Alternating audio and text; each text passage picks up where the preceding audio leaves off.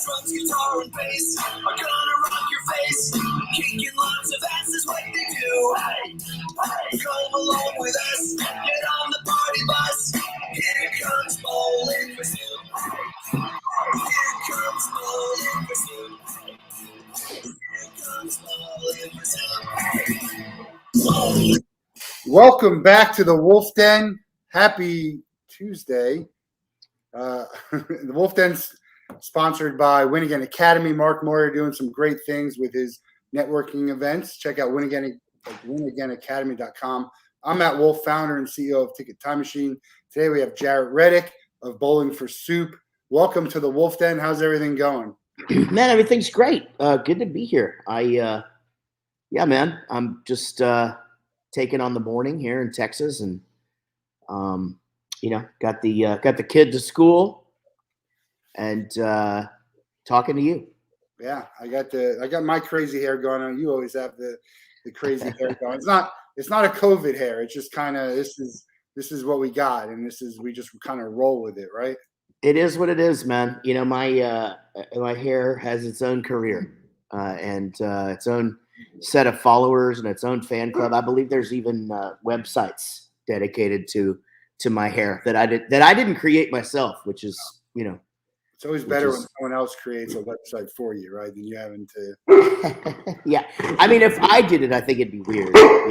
Right now my dog is wanting to say hello as well, and really excited to have you here. I'm a big fan of the band. Seen you a ton of times, but give everyone in the audience a quick intro of who you are if they don't know. Yeah, I'm Jaret. I'm the singer of the band Bowling for Soup. We're not the band that did Stacy's Mom. We're the band that did 1985. But we did eventually do Stacy's Mom because we got credit for it for so long. I'm a musician. I'm in a few bands with my best buddies. I'm one called Jarinus and one called Jaret Kelly. I'm a podcaster. I have Jaret Goes to the Movies, Rockstar Dad Show, and Bowling for Soup fan page Rampage, and then soon to be Jaret and Daniel versus the World. And then I'm a voice actor. If you have kids, I've been the voice of Chuck E. Cheese for 10 years. And I was also on the show and did the theme song for Phineas and Ferb for the entire show run. So if you don't know me, there's a chance that you know my voice. This is morning voice here. So my most of the time my voiceover voice is the same. Actually, this sort of sounds like my character on Phineas and Ferb because I can start off with a story, Matt. The first time I ever voiced Danny from Love Handle on Phineas and Ferb, I was very hungover. I was actually out on Warped Tour and went into the studio to do my first voiceover for Phineas. And I'm going to be honest, I didn't quite understand exactly what I was going to do. And I get in this booth and they just hand me a script, and there's a director on the other end of my headphones that's not even in the same building. You know how that is, right? Like, what is it? There's these old lines they used to run. Now we just do it on the internet. But anyway, and I just said, I don't know how I'm going to do today because I literally just went to bed an hour ago, and she was like, you sound great. And the good thing is you're playing a washed up rock star that owns a pawn shop now. So you sound, the cool thing is my first day voicing for Phineas and Ferb, she says, looks like you're just going to have to go out the night before every time you record.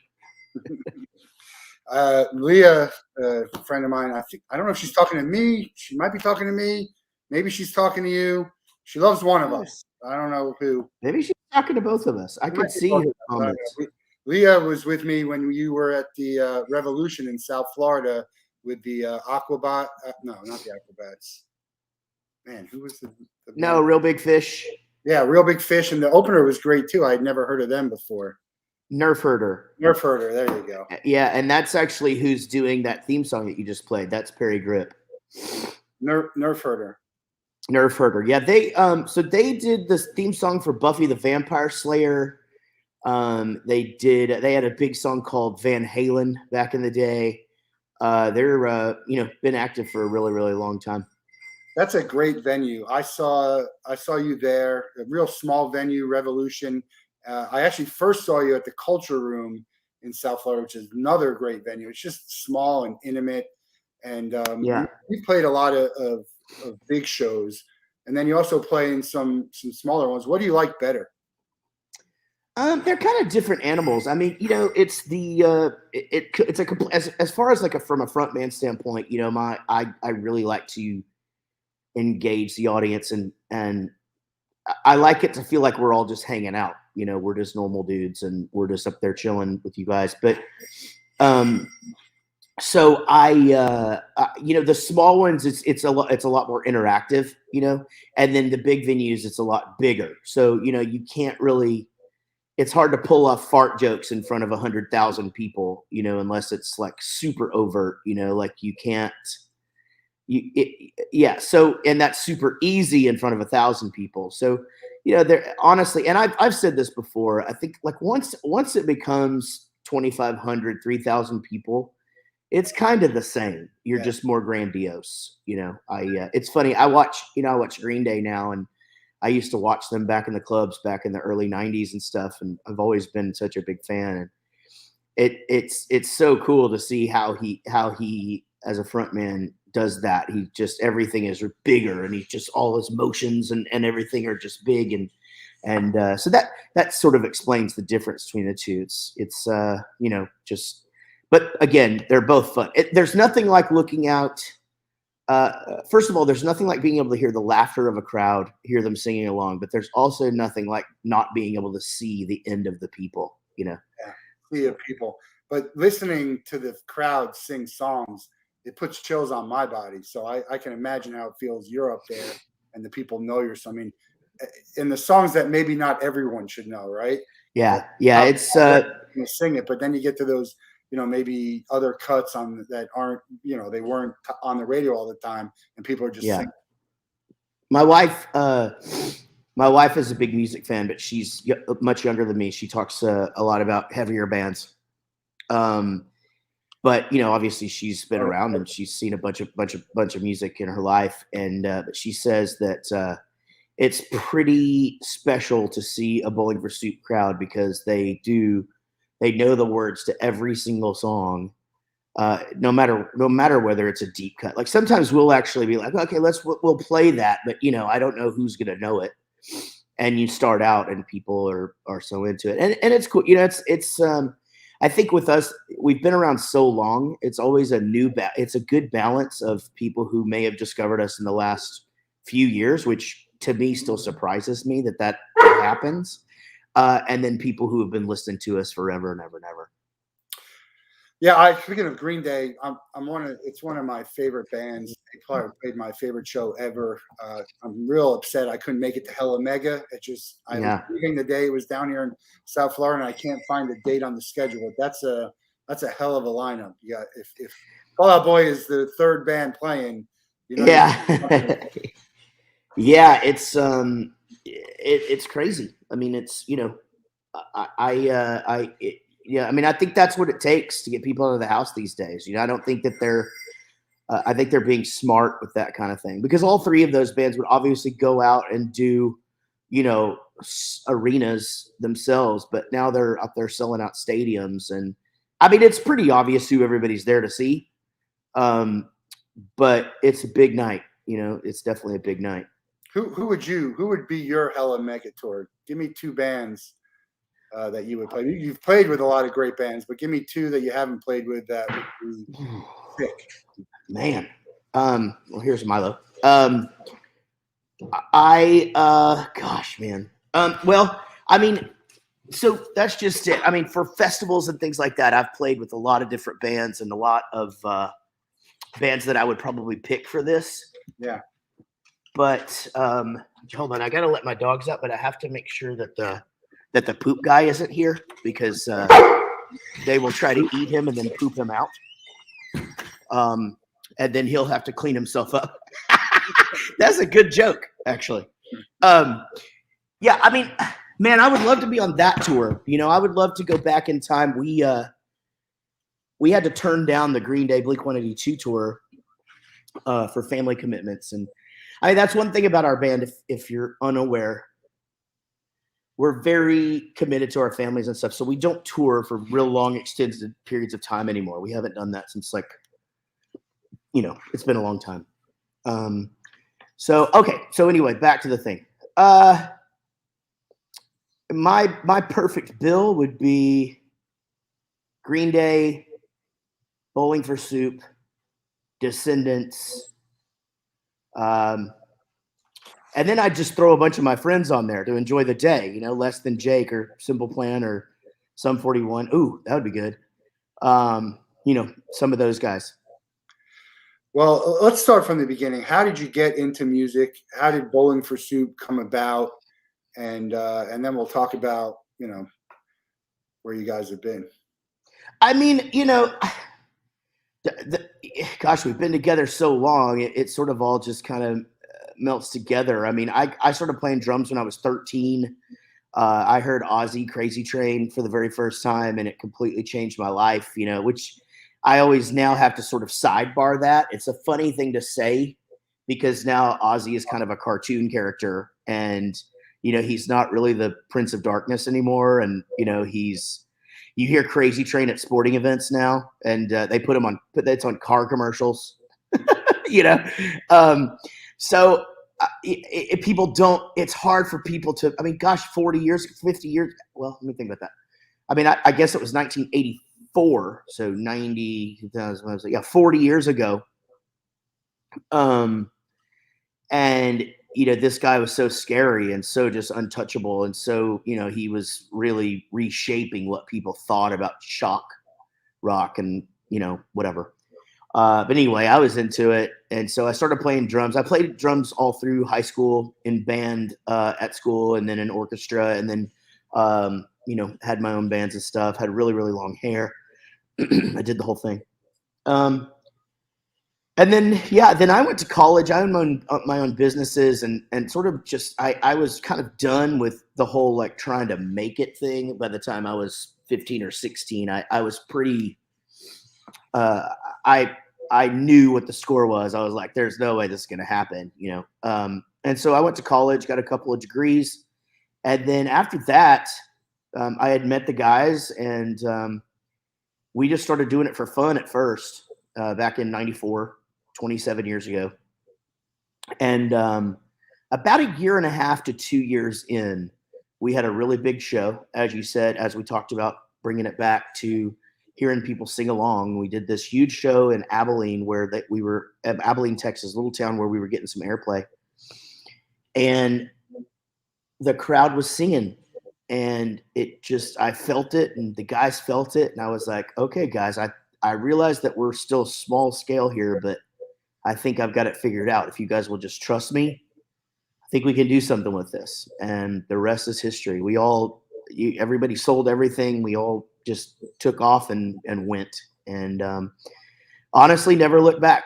Through a couple of little hiccups in our lives, we've never had a hiccup in a band. We've had a couple of member changes along the way, but we're still all family.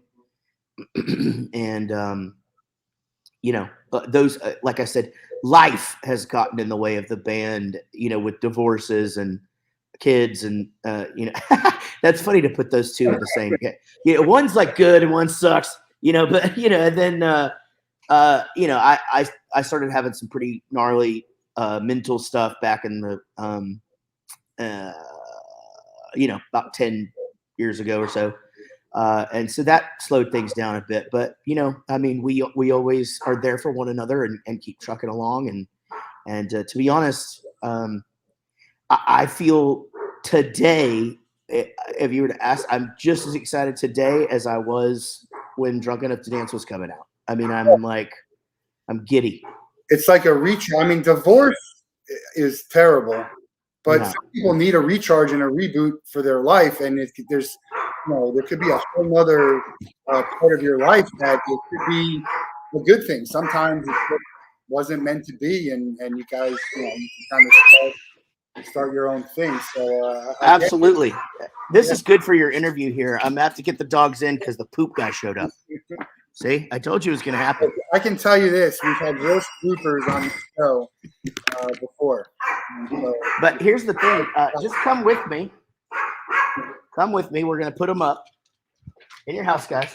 See, you can ask me questions. I can still. yeah, well, answer. we're gonna let's actually say we'll go back, but let's segue. You had a great Instagram post about your cat, and I replied. I got my wife and I. We rescued 2 cats, and one of them is just a psycho. She is outrageous. What's about your cat that makes her? Oh my God, she is absolutely. First of all, here she is. Oh, it's a cute cat. Now she's just sitting there while all this is going on, and when the dogs run by, she swipes their tail, you know. But she is bipolar for sure. I mean, she will literally come up here. This is usually where I sit doing whatever computer stuff so that I'm not locked in the studio. And she will come walk across the keyboard like she just wants me to love on her. Yeah. And I start to love on her, and then she just attacks me. And she does that to everybody. So the biggest thing she does, though, is, and I guess this is common. I never knew this, that cats did this. I had cats when I was little, but they were sort of indoor-outdoor. They kind of came in when, you know, and then that you wouldn't see them for a couple of days. Then you let them out, not see them for a couple of days kind of thing. And so this cat, though, if there's any sort of glass or cup just sitting anywhere, she just goes up and makes eye contact and just pops it over. Coke cans, beer cans, water, coffee, doesn't matter. That's not so.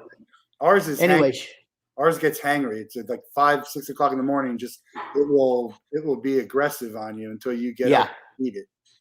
So she does the same thing. We have to leave our door shut. Problem is, if it's my day to sleep in, both my child, my youngest, and my wife are both not. They're not door shutters. So they go out. Cat comes in, jumps on me. I scream, GD, and then that's how my day starts. You know. So the other night, I think when I actually posted that, what had happened is that she had just come up while I was working. And just absolutely just being so sweet, and then just bit the living crap out of me. Oh yeah. And I'm just like, I just don't understand this. This is like my high school girlfriend. You know, it's just like 1 minute we're fine, and then the next minute you're just, you know, you're all being not nice. You know. That was Here's Your Freaking Song. Was that your high school girlfriend? One of my favorites. I don't know. You never play it, but I love listening to it. Man, this is cool. I like when somebody's interviewing me, they actually know my songs.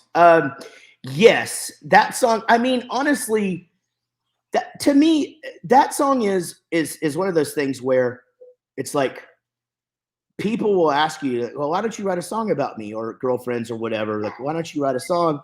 And it's like, is that really what you want? Like, because have you listened to the things that I say? And these things, like, ex-girlfriends aren't coming to me going, hey, I really like that song you wrote about me. You know, like, for the most, unless it's one of the sweet ones, you know? 9 out of 10 even that sweet ones. Yeah, it's but that's the thing, man. It's like, you know, I'm like, it's not that I don't say what's on my mind in my lyrics, you know. So I don't know if that's really what you want, and that's what that song is about. It's just one of those. Okay, you wanted it. It actually says that you want it, you got it. The other song that you guys never play that I love is Friends, Chicks, Guitars. It's yeah. I got to ask you about. The line is, we've been in this band longer than most of our fans have been. Yeah. Isn't that obvious? What does that mean? So basically what I say is, I can say, I'll say that to audiences sometimes. I'll be like, our band has been a band longer than most of you guys have been. Oh, been, all right. Then you wait for it, because it's like, then people will go, oh, okay. Because most of us are younger than 27, you know, in the audience. So, We've been in this band longer than. So basically, I was just sort of translating this bit that I do sometimes live. And those kind of Easter eggs are fun for me because it's like I put those in a lot of songs, actually. Things to where like that people I've noticed that Fiona is on here who on the chat who runs our fan page, which is 9,000 strong right now, and it's all active people. And super, super cool. And it's such a good community of just awesome folks. Everything's positive. And, but so it's fun to put little things in there that sort of like even that they notice, you know, about whatever, whether it's about life or a reference to an older song or things like that. Yeah. Well, I'm going to ask if you could play that on the rock boat. So it's another segue. I'm going to be on the rock boat. I'm a 6-man veteran. So if you could play Friends, Chicks, Guitars somewhere on the rock boat, that would be great. But excited to have you guys on the rock boat. I want to talk to you about the cruises because you were on the one and only Warped Rewind cruise, which was, the lineup for that was just incredible. I should say I've been on 9 boats for 6-man, and that's by far the best lineup. Obviously, there are different types of music, but there's never been anything like that with the type of talent in one boat. You can't have that much on there. Maybe that's why they haven't done it again. What was that experience like for you? And how did you guys get on the rock boat, which isn't necessarily, your kind of music fans, but I think they're going to love you guys. Well, I think there's 2 parts of the question. Let's talk about Warp Cruise first. It was amazing. I mean, I had never, that was our first and only one so far. It just so happens that, it's a Warp Tour cruise. So every band on that boat, we have toured with either on Warp Tour or off Warp Tour or both. And they're all definitely people who are buddies, like it's a bunch of, so that was one of the cool things is that it was like a big family reunion kind of thing. Allie, sorry, my little dog now is, I'm trying to use this noise cancellation. Is it working, or do you just hear her going crazy back there? A little barking, but we don't mind a little bark. Okay, cool. Because she's an old lady and she sort of just runs the house. So I can't really yell at her too much because, I don't know. She's like 14 and a Yorkie. Anyway, so that was awesome. I agree with you. The lineup was stellar. It was just absolutely, every band was like a happy party band. It was just great, and then as Warped Tour is the original. Rock Boat is the original. So it's definitely one of the ones that we've always wanted to do. And we, I guess as much as you can throw your name into a hat, we've done that, but it's the same promoter. 6-man did Warped. So I think a big part of why you see us on there is that I think, just working with 6-man on that, I think they saw whatever the potential for us on Rock Boat would be. But also if you just look at the lineup, as far as I'm concerned, it's us, Mayday Parade, and Andrew McMahon, all from that sort of Warp Tour world, and that crowd. But also, you have Switchfoot, which Switchfoot had hits around the same time we did. So it sort of feels like the Rock Boat is kind of going, all right, well, we're going to sort of start to bring this other generation in. That's just my perception. It just doesn't seem like they've had a bunch of it's funny to consider yourself a younger band. It's not that we're young. It's just, our crowds continue to be young. Yeah. Impressive for as long as you guys have been playing. The punk crowd trends young anyway, right? It does. And also, there's a lot of factors involved in. First of all, our band is very much known as that band that kids and parents agree on. It's just, and it's always been like that. Like it's, honestly, my entire career, people coming up to me and dads like in tears saying, man, my son or my daughter, we had nothing in common. I thought we had completely lost one another. And now we found you and we just listen to your music all the time. And now that we've found you, we started finding other bands and we go to concerts together and we have this awesome relationship. And those are the wins, right? Those are the things where you just are like, okay, well, I get more than free beer out of this. This is awesome.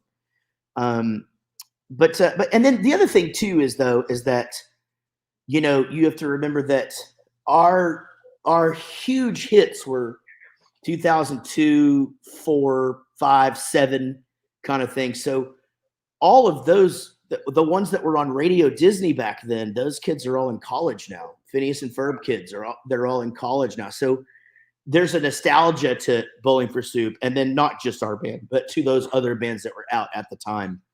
And then, of course, then I guess just to keep going on why pop punk in and of itself is a genre that goes in waves, and we're definitely on probably our biggest upswing since the heyday, with new artists coming out. Also bands that have been around forever, like All Time Low, who are killing it on the charts right now with their song Monster. And then you've got Machine Gun Kelly coming out doing a pop punk record. Now I guess Rihanna is going to, no, not Rihanna. Halsey is going to do a pop punk record. Malt Sun, is that his name? Anyway, not Malt Sun. That's not his name. That sounds like a beer. Malt Sun. Hey, you got to try this. This is the new Malt Sun. Oh, what is it? It's like it's kind of like Colt 45, but it's refreshing. You guys don't drink that fancy beer though. You drink whatever's in front of you, right? No. I don't drink beer. I drink Miller Lite. That's it. I will eventually find one in like a foo-foo place, like a brewery, where I'll be like, okay, I can stand this for a second. But pretty much, if there's no Miller Lite, it's sort of like, I'll have a Diet Coke. Is Diet Pepsi okay? Nope. I'll have an iced tea or a water, So to me, it's like, do you guys have Miller Lite? No, we have Bud Light, Coors Light, or we have our beers. I'm just, okay, well, I'll have a glass of cab. I'll have the house cab or vodka soda with lime. Where are you living now? I live in North Texas, just north of Dallas. So, when we all grew up in Wichita Falls, Texas, we moved to Denton in like 96, which is a suburb of Dallas. So now we live in and around that. Well, me, Chris, and Gary live in and around there, basically just, heading east. Gary lives in Little Elm. I live in Prosper, but all straight north from Dallas. I was going to say, you should go to Deep Ellum. The Brain Dead Brewing has some great beers, and right across the street from Pecan Lodge. Yeah. You know about that, right? Well, here's the thing, Matt. I don't know if you were listening, but I have zero interest in that. I drink Miller Lite. Oh, you said if you would try something, I thought. I don't know. If I have to. The only time that ever happens is if we're at some place and everybody's like, yeah, this place is great. And my wife or pretty much anybody that knows me will just look at me and go, yeah, okay, let's see what he does. Let's see how he works his way out of this one. And I'm like, what's the lightest beer you have? What's the, actually, basically, I just want, what's your version of Miller Lite? Well, we have this lager, and then they give it to you, and it tastes like oranges took a dump in the glass. Yeah, my friend Brent, who's listening, he's a big supporter of the show. He doesn't drink beer at all, but on his bachelor party, we had him chug a beer. It's very very awkward. Right. Did he pee his pants? Probably not from that. Maybe from something else. Right. Okay.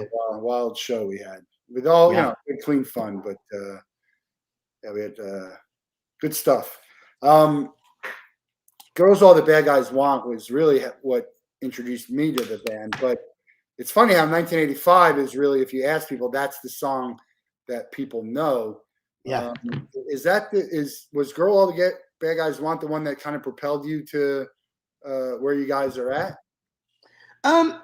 No, I mean, it's been honestly, it was a nice, gentle climb. I mean, we did amazing as an independent band for,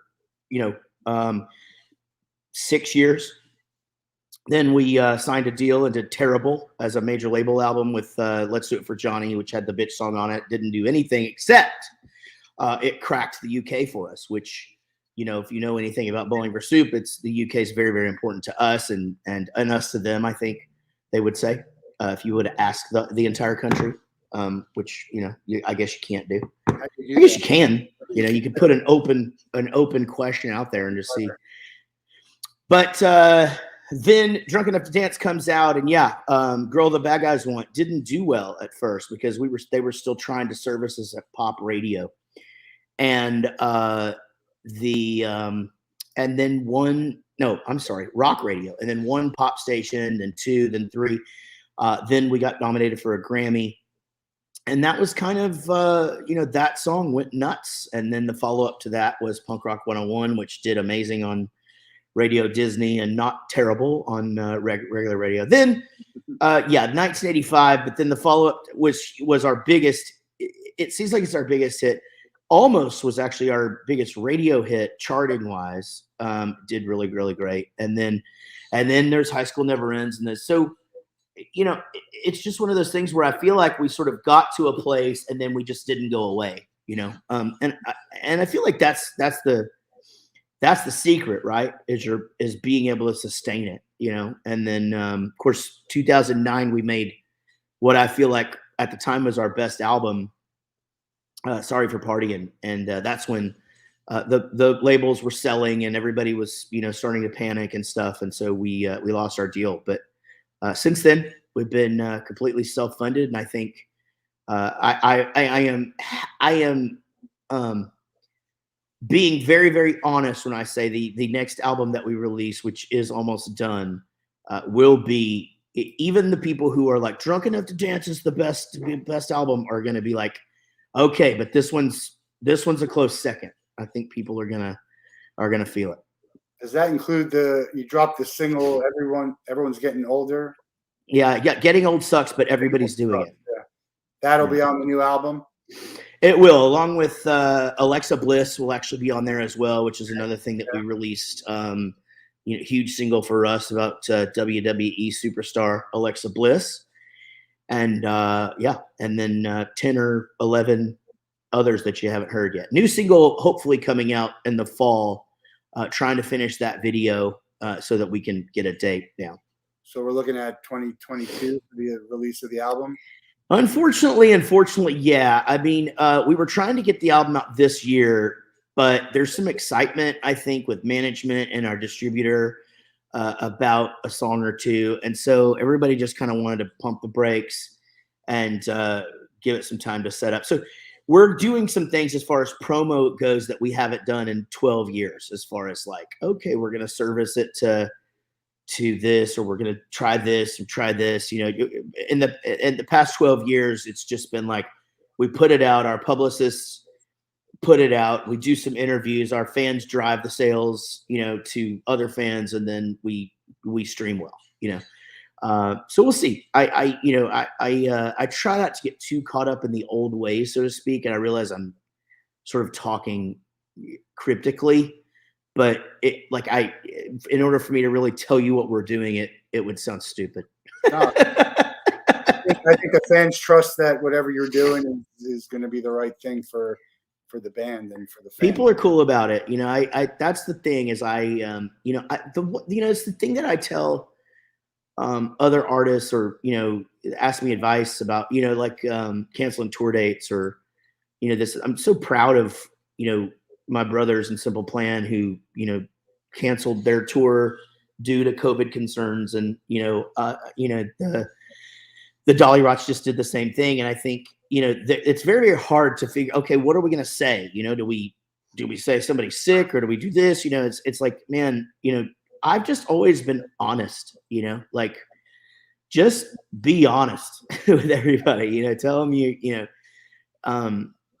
so sometimes it has taken me a while in the past. I mean, in 2013, we took a break, and I wasn't telling everybody that my life was falling apart, but later I came around and go, oh yeah, y'all remember that? Well, this is all the stuff that was happening. And people were like, oh Jesus, I'm sorry, I said bad things about you not coming to my city.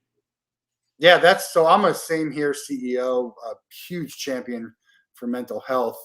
And it's all about, 5 and 5, that everyone's dealing with something and you just have no idea what it is. So we should we should be more compassionate, nice, and understanding, just because we should do that, but also because you have no idea what's going through someone's mind. And the people that are part of Same Here, they're people who are 5 seconds away from not being on this earth anymore. Yeah. And maybe it's a comment that could swing them one way or another. I don't know. Mm-hmm. So it's and you know what's funny about two parts to that answer. It's like, it's like the person serving your coffee. If they're rude to you, F them. Like they're at their job. You got to deliver. If you can't deliver, don't, then you don't go. But a guy walking down the street who you saw on TV that isn't the nicest to you or doesn't live up to the expectations of what you would have hoped that would have been, you have to really put yourself in that person's shoes and be like, gosh, does he have the flu? Is his baby sick? Is he on the way to see his mom at the hospital? Did his dog die? We sort of make all of these general assumptions about people based upon small interactions sometimes. And, I think that it needs to be more overt than that for someone to really just get the title of being someone that is unfriendly. But then back to your other point, the problem, obviously there's lots of problems with social media, but one of the biggest problems that's been around forever is that everybody behind a keyboard is Bruce Lee, right? Everybody's a tough guy. Everybody's the prettiest human being in the world with no faults, no scars. They're skinny. They're in shape. Everybody's got, they don't talk funny. They don't have a lisp. They don't, there's nothing wrong with them, right? So they just say anything and everything about everybody, right? And then those same people, when they're in the world and just trying to carry on a regular conversation, most of the time are just, the meanest ones are cowards. They're just, don't even speak up for themselves, certain times. I think that's sad, but it also sucks worse for the people who are out there just trying to live their life and put a picture out. Then, somebody's like, oh my God, you've gained weight, this and this and this. And it's like, oh man, hey, you don't know what's going on. There's lots of reasons people gain weight. There's lots of reasons that people, their complexion gets bad. There's lots of reasons that people, it's just it's a messed up thing, man. We all just feel like we're critics, and it's so sad. I struggle with, I hide it very well, but I struggle with weight myself. When I first saw Bowling for Soup, you were a much different person then. How did that affect you? Was that something that was involved in your mental health, or what was like the bad parts of it, and how'd you get through it? Yeah. So, the thing that people don't know about me is I was a fat kid. I've always fought my weight. So at the skinniest of times of me, I was not healthy. I just I was starving myself and just drinking too much. And I wasn't happy, like I've literally thought about my weight every single day of my life.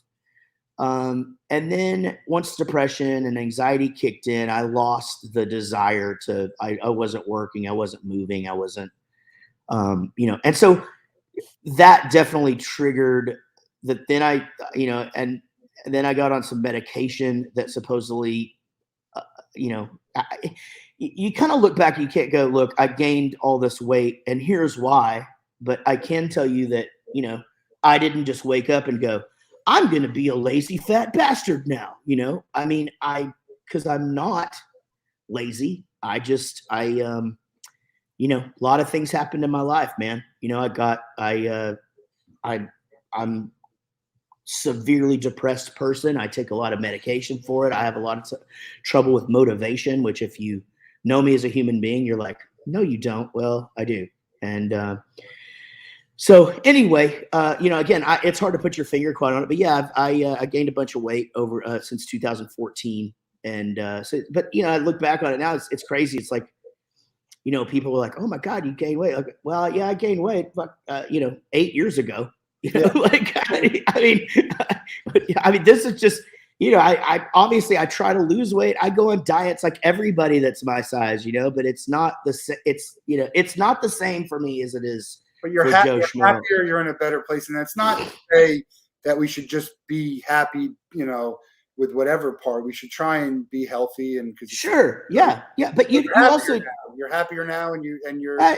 I mean, the other thing too is, I've had 3 knee surgeries. So there's certain things that I can't even do. I can't go and do this and this and this. I'm 49, my metabolism's, again, but you can't explain that every time somebody comments on the fact that you're fat. You can, every time somebody says, "Oh my God, you gained a bunch of weight." Yeah, I know. Tell that, you don't think Seinfeld, are you a Seinfeld fan when he goes to George? Man, you have lost a lot of hair. It's funny.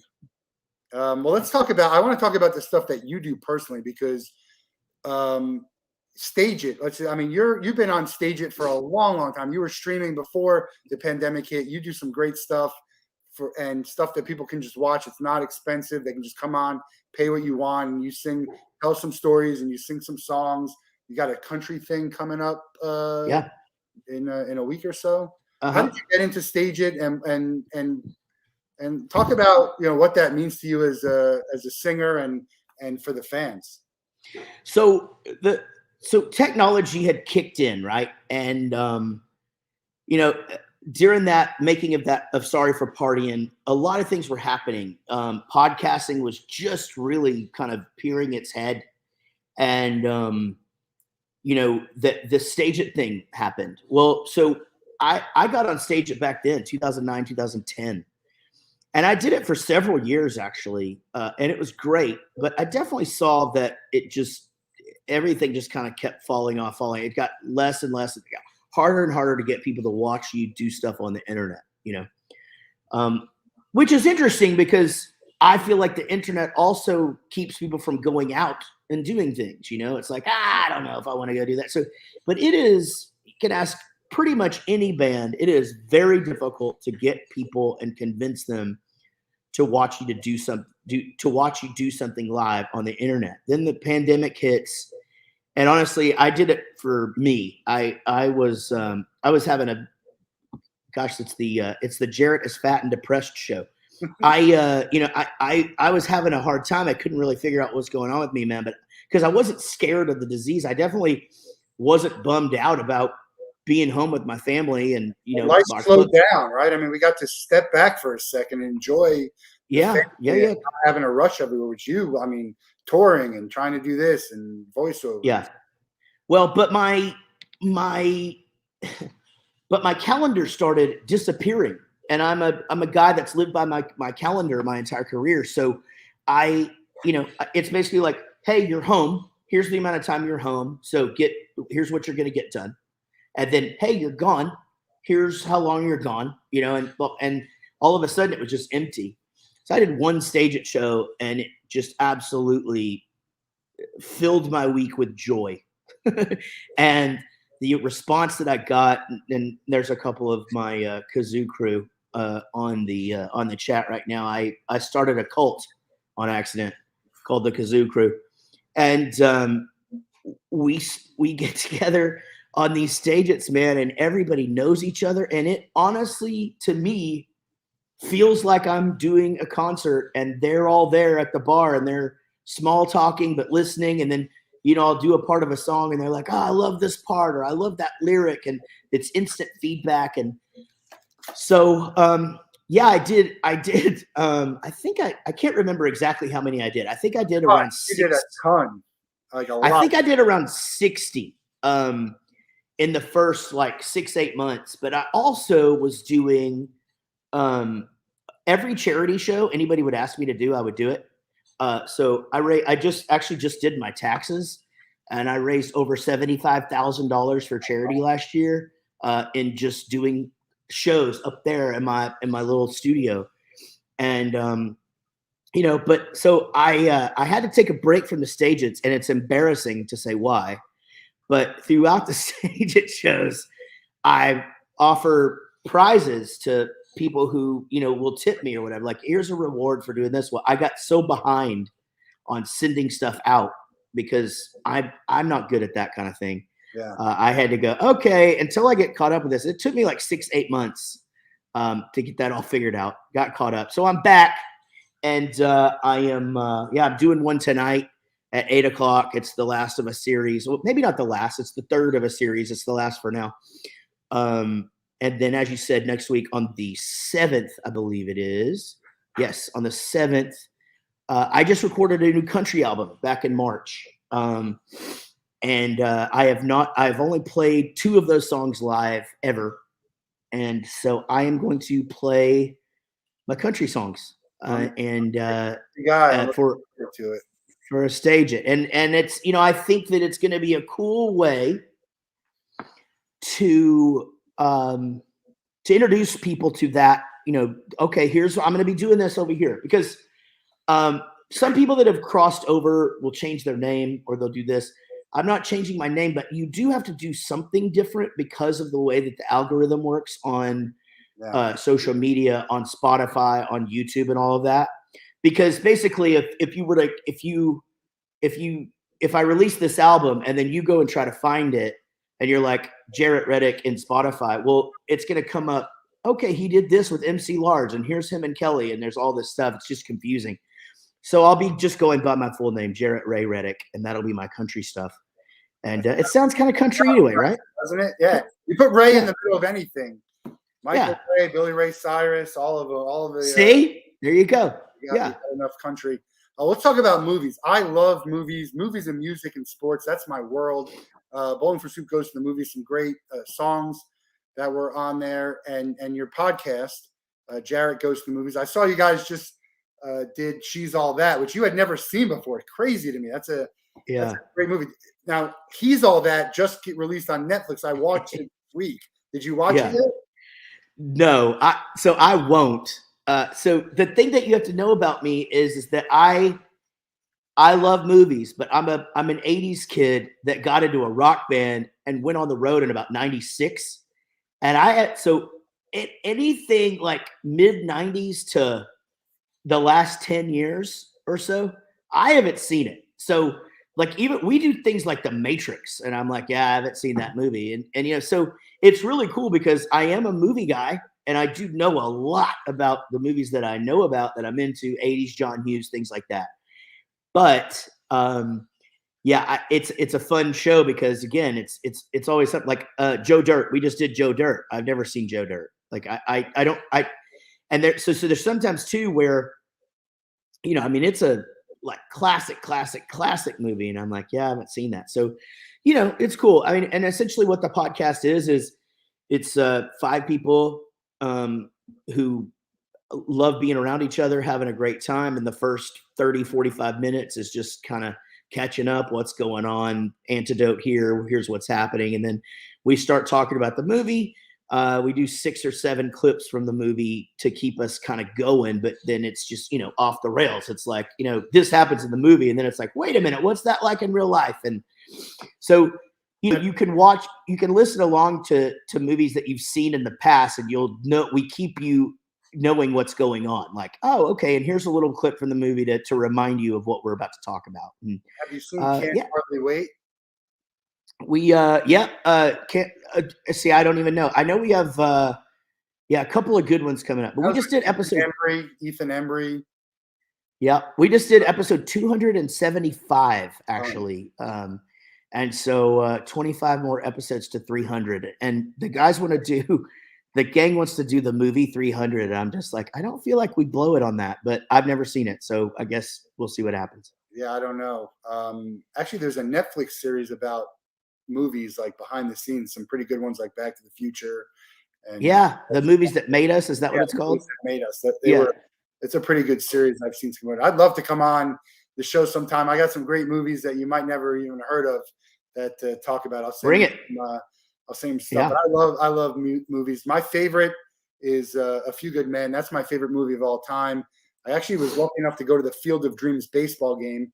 Field of Dreams is probably my second favorite movie of all time. Do you have a consensus top 5 for yourself? It sort of changes. That's right. I was messaging with you when you were going up to the Field of Dreams, actually, and awesome. Well, so probably. I mean, for me, there's those movies that like you have them on DVD, but you never watch the DVD. In fact, I don't even own a DVD player anymore. I don't have. Somebody was talking about this. I think it was actually Jessa, who's on the chat right now, was talking about CDs or something the other day on the page. And I go, I don't actually have a machine that plays things anymore. Like there's nothing, I can't think, there's nothing in this house that will play anything. Even like vinyl player? No, I don't have that. Because here's the thing. When everybody else was freaking out about how the sound quality of MP3s from iTunes was horrible and they needed to step that up, I was going, it sounds fine. This is great. I am so like not a sound geek or, anything. So I would never like listen to vinyl for the enjoyment of the sound when I can just tell my phone or ALEXA, who's in every room in my house, to play it for me anytime I want. Right. So, but yeah, in my top 5 are probably in not necessarily any order, and this would probably change anytime. Pulp Fiction, I think is, to me, it's that generation's masterpiece. I don't know how you pick a movie in that, within 5, 8, 10 years on either side of that. It would be hard for you to argue to me that there's a better movie. It's just that good. So then we get into my 80s stuff, anything with John Hughes, but I'd probably have to go Weird Science, which, by the way, there's a Jaret Goes to the Movies where we actually had Anthony Michael Hall on the episode and watched Weird Science. We did Breakfast Club with him as well. And then Real Genius with Val Kilmer would be definitely in there. Reservoir Dogs, another Quentin Tarantino. And then 5th, I got to go Arthur, the original with Dudley Moore. Oh, yeah, Dudley Moore. There's a song called John Hughes Movie by Maisie Peters. It's a pretty good song. Yeah. It's out now. I name check him in a song called Cold Shower Tuesdays, because me and this girl back in the day used to like to watch those things. So yeah. I think pop culture and music is awesome. Like in 1985, Jax. Have you heard the 90s Kid song by Jax? I was literally just talking to her yesterday. This is so funny that you said that, because yes, I do know her, or I've known that song for a long time. And she and I have connected over the internet about like some Stacey's Mom jokes and stuff. But my 8-year-old, just all of a sudden, the last 2 months, every time we get in the car, I want to hear 90s Kid. So finally I texted her yesterday and I said, okay, like this kid wants to hear this every day. And she goes, well, tell him that I just want to hear Bowling for Soup every day. Yeah, she's great. The song about her father, I think, is great. I think she's going to be going places. I might even. That is somebody who had a career. And she got like 3rd on American Idol. 90s. All of her songs from American Idol charted on iTunes. It's crazy. Then she goes and does 90s Kids. It's still just around all the time, and just the pop culture references in there. I was telling her, like, he just walks around all the time going, killing me, Smalls. And I said, but to his credit, he does know what movie that came from. So, he's not just blindly saying random stuff. But yeah, anyway, then the pandemic hits and she starts TikToking it up. They're just her and her keyboard, and now has a completely different career and just killing it. Yeah, her social media content is great. Really good. I'm not huge on TikTok, but I like some of the Instagram videos. I like Twitter. I think there's a lot more interaction on Twitter. That's probably my favorite one to be on. I don't have much of a following yet, but it's still fun to interact when you know that because you're answering stuff, right? I mean, it's not someone who's too big to be like, there's someone else who's answering this stuff for them. And then you're like, that person.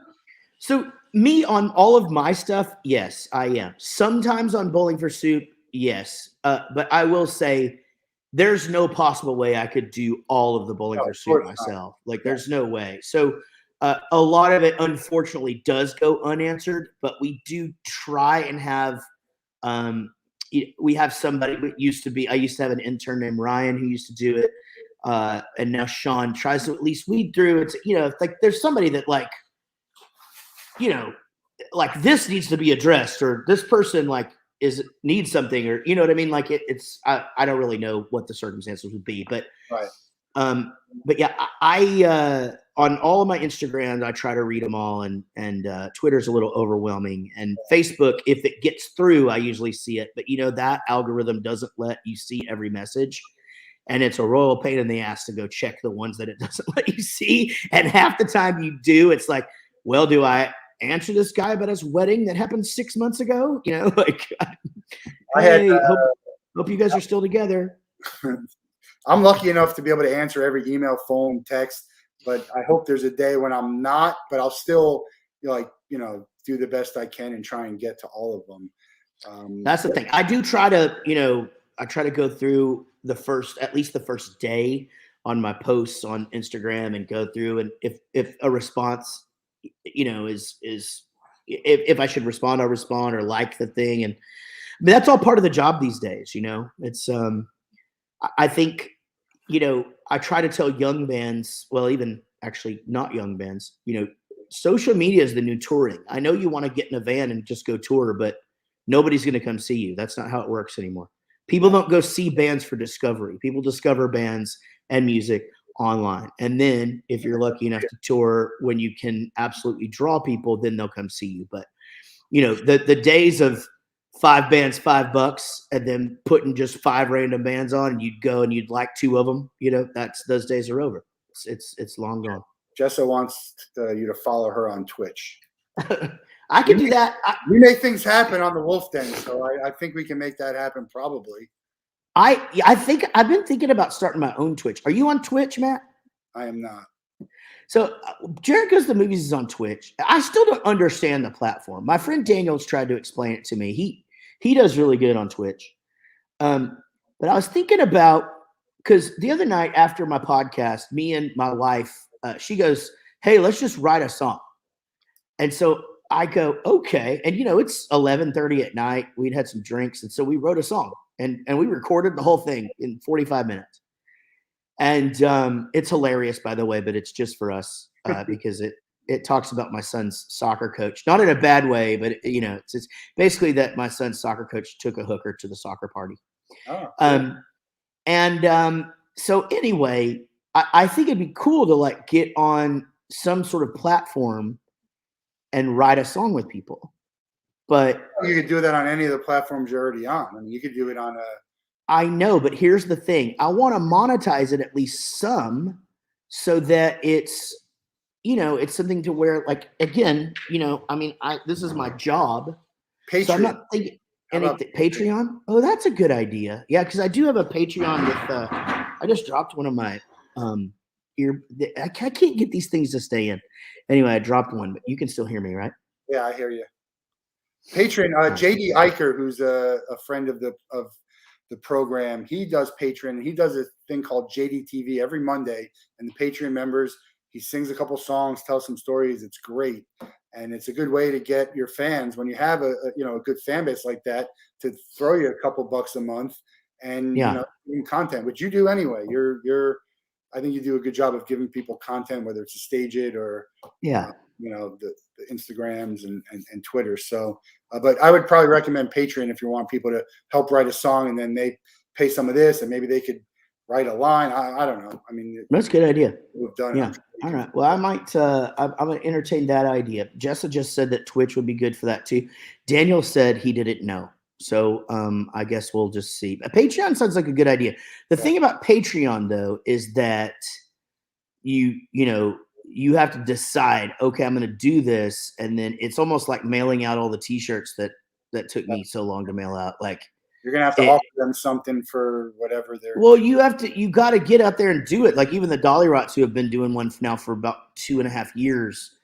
They're like, oh my God, we've got to get home so we can do all the Patreon stuff that we haven't put out anything in a week. And, it's just it's part of your job once you commit. Right.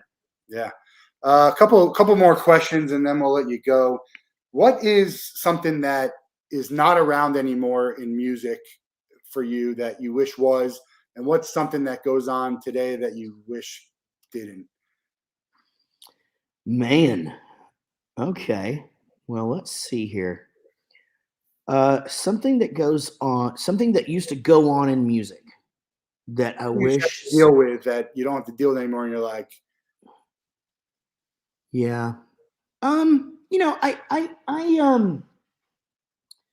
think I'm like everybody else. I miss the physical product of music. You know, I know that that's kind of coming back with vinyl and stuff. But I do admit that it was exciting to get things and you know, fold the CD cover out and look at it and, you know, read all the liners and all that stuff. I got some record day stuff. I don't own a vinyl player like you, but I bought some record day stuff, some Tom Petty Nice. and Pearl Jam, Beastie What do Boys. you do? You just plug your headphones straight into the record? I don't know. No, I keep it. I'm a collector. Ticket Time Machine. Oh. We're memorabilia. We're collectibles.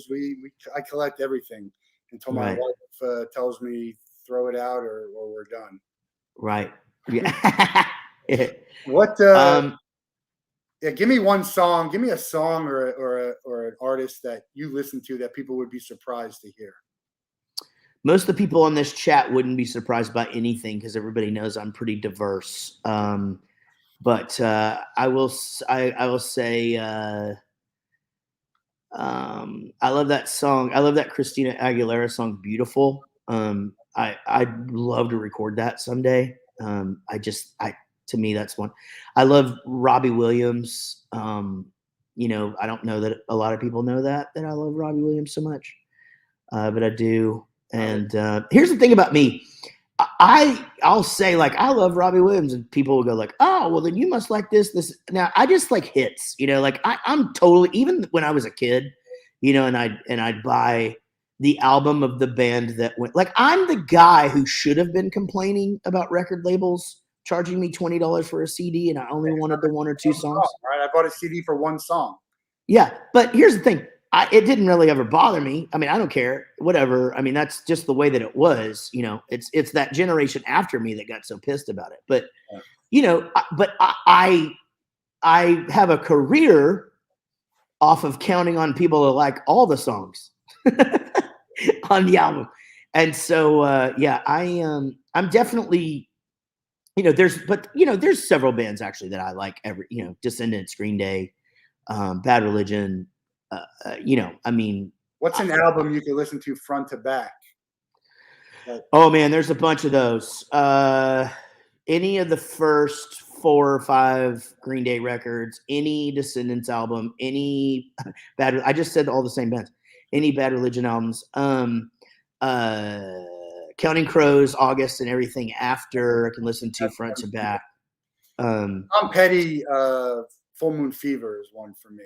Yeah, I'm not. So Tom Petty's one of those where I like all of the songs, but like I don't really know any of the albums very well. But like, you know, I mean, most of them are like from, you know, like Queen, The Game. Like I always really liked that album when I was a little kid, you know, and Foreigner 4, you know, like stuff that my brother listened to where I'm like, okay, I could listen to this because we used to listen to it back in the day. But Waylon and Willie, their combo album that they did together, and it's live. I actually hate live albums, by the way, because I don't like when the singer sings things different than what it's like on the album. That's what Adam does with Counting Crows. I know why people hated his concerts is because he Yeah. kind of just does his own thing. And you're like, I don't want to hear you sing it that way. Yeah, it's bizarre, man. I've seen them several times at festivals and stuff, and I just sit there and I'm just like, what is happening right now? Like, what? I don't know. I mean, I'm not. It's and if you're in the band, I guess that's just part of it, though. That's their show, right? Like, that's him being Carlos Santana and just playing a guitar solo for a while. You know what I'm talking about? Like, okay, Jessa says that sounds ridiculous coming from me. However, at Bowling for Soup shows, I sing everything the way that it is on the album, just faster. But I do change things up in the acoustic thing sometimes. In fact, you know, Rob is our bass player who just joined the band a couple years ago, is going to have to play acoustic with me in the coming months. And I'm just like, it's like a bucking bronco, you know, like I don't know what I'm going to do. You know, sometimes I'm going to slow a chorus down and you're going to be like, oh, okay, we're doing the choruses. We're doing those slower, you know, and then the next one, I don't slow it down. I don't know why. That's just the way that it happens. and that's good. Your stage presence to me is great. I think you could enjoy a show. There's people you can enjoy a show, even if you wouldn't necessarily listen to their music on when you're exercising. There's a ton of people like that. I'm going to actually be on the Fronte cruise right before the Rock Boat, so I'm going back to back, which I've done before. It's crazy, exhausting, fun. It's unbelievable. 9 days of just music and drinking and dancing, and looking forward to it. Really looking forward to the Rock Boat. It's been a few years since I've been on, but this will be my sixth or seventh Rock Boat.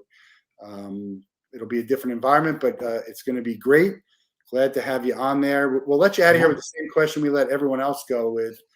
You can choose one person to spend a day with. You can't be related to them, and they have to be alive.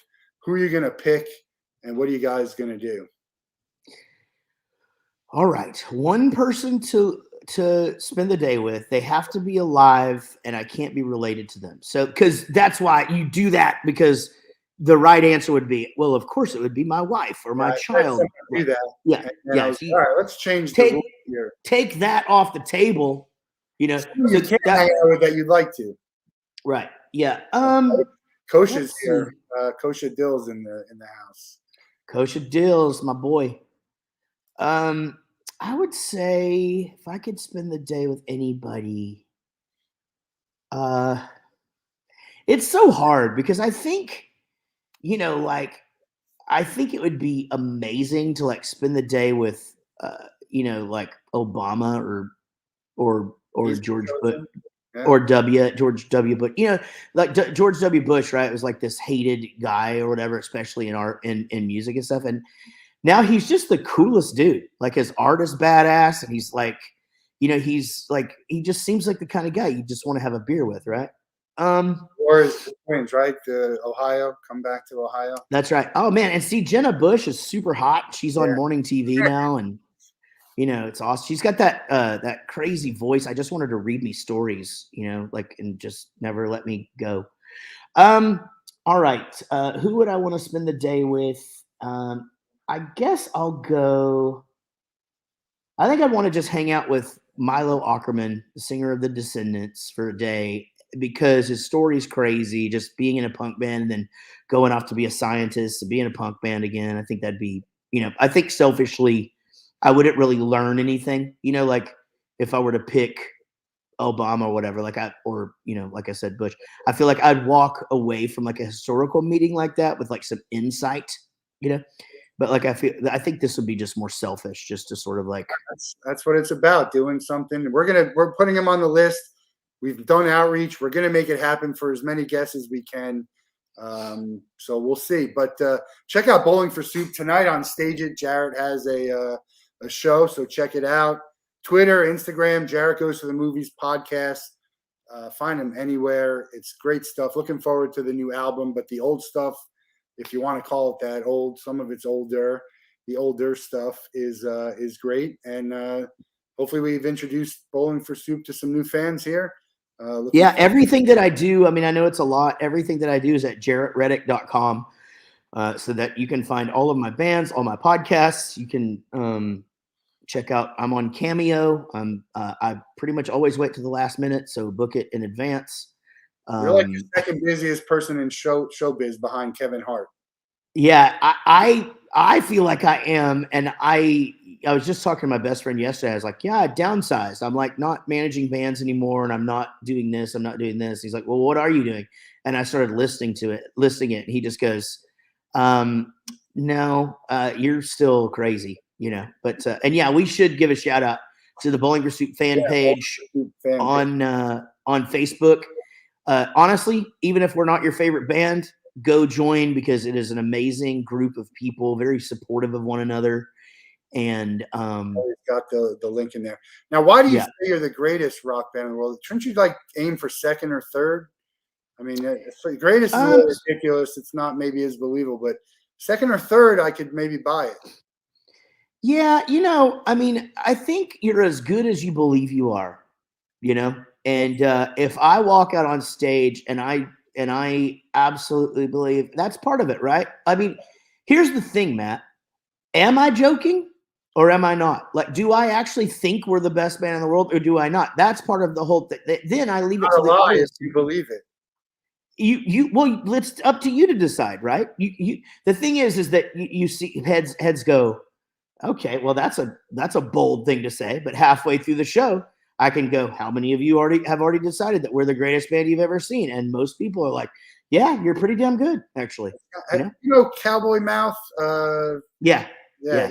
He does that kind of stuff too. He talks about he's a wild man too on this thing. He was on the Rock Boat.